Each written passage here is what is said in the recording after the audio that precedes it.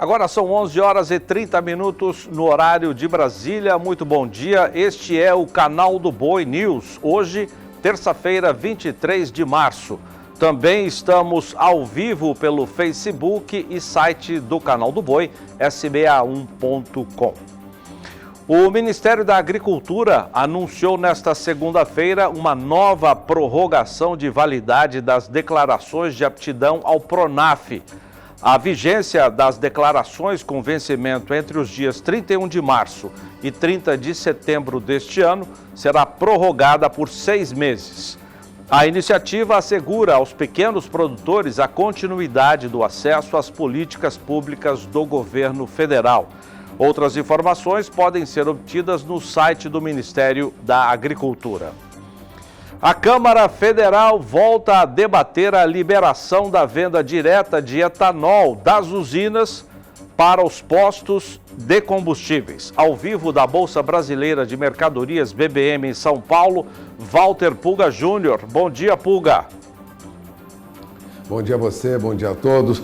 Bom, Zaidan, depois de 16 meses da aprovação dessa proposta de venda direta de etanol das usinas para os postos lá na Comissão de Minas e Energia da Câmara Federal, agora o assunto passa para a Comissão de Constituição e Justiça. É a última comissão antes de ser votada em plenário. Houve uma articulação do setor produtivo, principalmente da Federação dos Plantadores de Cana do Brasil, a FEPLANA, para que essa proposta fosse votada. Também uma pressão da Associação dos Produtores de Açúcar, Etanol e Bioenergia, que reúne empresas e sindicatos de produtores industriais, principalmente na região nordeste do país. E foi nomeado para ser relator deste assunto na Comissão de Constituição e Justiça, dessa liberação de venda de etanol das usinas para postos, o deputado Silvio Costa Filho. Ele é do Pernambuco, portanto, vai representar provavelmente o interesse dos produtores de cana da região.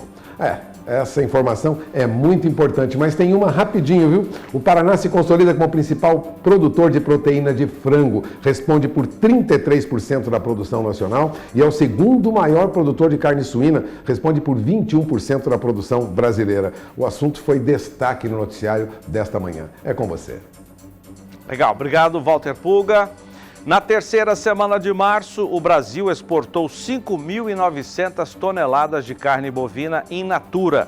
No acumulado do mês, já foram exportadas 59.600 toneladas, uma alta de 4,2% na comparação a março do ano passado. Se a média diária se mantiver nos 8 dias úteis que ainda restam, março fechará com um volume superior a 106 mil toneladas. 11 horas e 33 minutos no horário de Brasília. A Frente Nacional de Prefeitos criou nesta segunda-feira um consórcio para a aquisição de vacinas contra a Covid-19. O grupo, chamado de Conectar, quer reunir prefeituras e negociar com farmacêuticas e fornecedores a aquisição de insumos e lotes de imunizantes no mercado internacional. A frente diz contar com o interesse de mais de 2.500 municípios. Por lei, será obrigatório que os municípios aprovem uma norma específica para as aquisições. A Câmara e o Senado voltam a discutir nesta terça-feira as ações do governo federal para o combate aos efeitos da pandemia de coronavírus no país. De Brasília, informações com Berenice Leite. Bom dia, Zaidan. Aqui em Brasília, o Congresso Nacional está trabalhando para trazer soluções no enfrentamento da pandemia.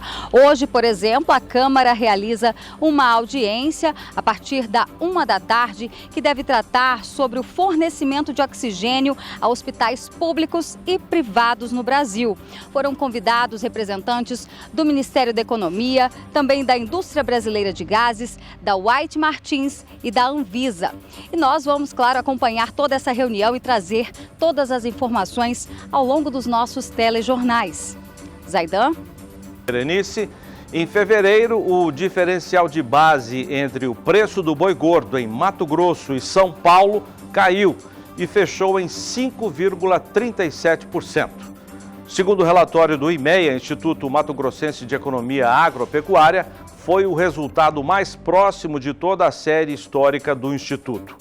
O diferencial de base é a diferença entre o preço do boi em uma região ou estado comparado ao de São Paulo, praça base da pecuária bovina de corte. Tal cenário foi favorecido pela valorização nas duas praças e a alta foi maior em Mato Grosso. A arroba no estado fechou fevereiro cotada a R$ 285,95, livre de impostos, uma alta de 4,86%. Em São Paulo, a alta foi de 4,39%, com a arroba fechada em R$ 302,17. Confira agora com Renata Ferreira a previsão do tempo para todo o país. Olá, Renata.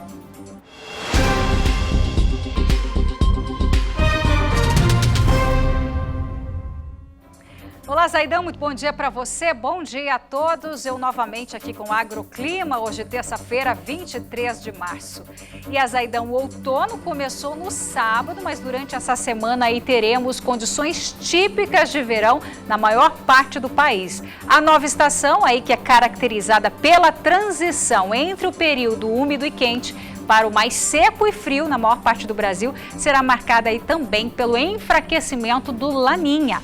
Isso significa, Zaidan, que olhando para as águas do Oceano Pacífico Equatorial, aos poucos as bolhas de água fria se misturam com as águas quentes. Por isso, de acordo com o Centro Americano de Meteorologia, mais de 60% de chances de termos aí uma neutralidade nas águas do Oceano Pacífico durante a estação do outono. Veja só, nas áreas em amarelo do mapa, a estação deve ter chuva inferior à média na maior parte do Brasil.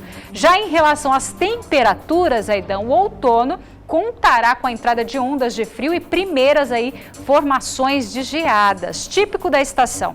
Mas as temperaturas máximas ficam aí entre a média nas áreas em cinza do mapa e acima da média em áreas em vermelho, pegando boa parte aqui do Nordeste brasileiro, por exemplo. Durante essa primeira semana de outono, teremos também a formação de um bloqueio atmosférico lá no Oceano Pacífico. Assim, a frente fria fica restrita aqui à região sul do país, espalhando chuvas pelos 3 estados da região sul. E hoje, terça-feira, é a vez de Santa Catarina aí receber os maiores acumulados de chuva. O leste de Santa Catarina fica em alerta para temporais, com raios, ventania e chuva moderada. Já na região centro-oeste do país, a chuva enfraquece. A maior parte do estado de Mato Grosso, Goiás e também Mato Grosso do Sul segue com sol e muito calor. Não há previsão de chuva nas áreas mais claras do mapa. Já em Mato Grosso, mesmo com chances de chuva, ela será isolada e passageira. E é claro, esse tempo mais aberto era esperada pelos produtores de soja que agora finalizam a colheita e os produtores de milho também, segundo a safra, também conseguem aproveitar essa janela de tempo firme aí para o plantio. Agora, a região sudeste do país, esse início de semana, Zaidan, será bem quente e seco. Após um verão mais seco que o normal, a falta de umidade no solo já começa aí a preocupar produtores de cana, principalmente no norte de São Paulo. O estado de São Paulo e Minas Gerais serão os que mais perdem aí umidade durante essa semana, uma redução de cerca de 10%. As áreas cafeeiras do sul e zona da mata, por exemplo, Zaidan, praticamente não recebem chuva nesta semana, mas a cultura não sofre impacto por esse tempo mais seco. E olha só, devido à redução de chuva, a semana será também marcada aí pela elevação dos termômetros. As máximas em São Paulo e também Minas variam aí de 29 a 32 graus. Mesma condição para o Mato Grosso do Sul. É isso, Zaidan. Amanhã eu trago mais detalhes da previsão do tempo. É com você. Obrigado, Renata. Os preços do milho seguem em alta na maior parte das regiões acompanhadas pelo CPEA. O indicador Exalc BMF baseado em Campinas, São Paulo, até que fechou ontem em queda de 0,63%, a R$ 93,27 a saca de 60 quilos. Mas, apesar da baixa, somente este mês a alta acumulada é de mais de 9%. O cenário é este, segundo o CPEA. O produtor não vende grandes quantidades de milho, não porque falta o produto nos estoques, mas porque ele espera valores ainda maiores. E em fevereiro, os custos de produção de frango de corte e de suínos, dependem do milho, aumentaram 6,89% na comparação a janeiro. Os dados são da Central de Inteligência de Aves e Suínos, da unidade da Embrapa sediada em Concórdia, Santa Catarina. No ano, a alta acumulada é de 12% e no acumulado dos últimos 12 meses é de 48%. O custo de produção do quilo do frango de corte vivo no Paraná, produzido em aviário tipo climatizado em pressão positiva, passou de R$ 4,58 em janeiro para R$ 4,89 em fevereiro.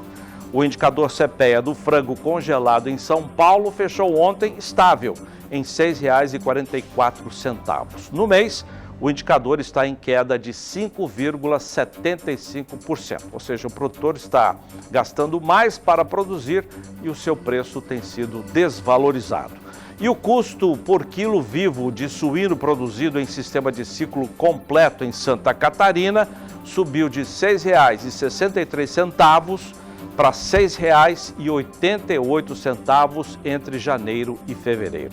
E o indicador CPEA do suíno em Santa Catarina fechou ontem a R$ 6,06, em queda de 1,6% no dia. A queda no acumulado de março é de 18,22%. 11 horas e 42 minutos, a semeadura da pluma de algodão fechou fora da janela ideal e preocupa produtores do Mato Grosso, mesmo com o avanço das negociações do mercado futuro. De Sinop, informações com Valdir Pacheco. Aqui no Mato Grosso, a comercialização da pluma de algodão disponível da safra 2019-2020 avançou 5,52 pontos em relação ao mês de janeiro, alcançando 95,76% da produção negociada. O aumento no ritmo foi pautado pela maior demanda e a valorização do preço da pluma no mercado, que fechou a uma média mensal de R$ 142,33 arroba. Já na safra 2020-21, mesmo com a preocupação em relação ao desenvolvimento no estado, devido ao atraso no início do plantio, as vendas da pluma avançaram 3,80 pontos no mês, alcançando 62,33% da produção esperada comprometida. A valorização da pluma na Bolsa de Nova York foi a principal responsável pelas novas negociações e, com o dólar em alto patamar, o preço médio da fibra valorizou 6,04% se comparado ao mês de janeiro. Obrigado, Pacheco.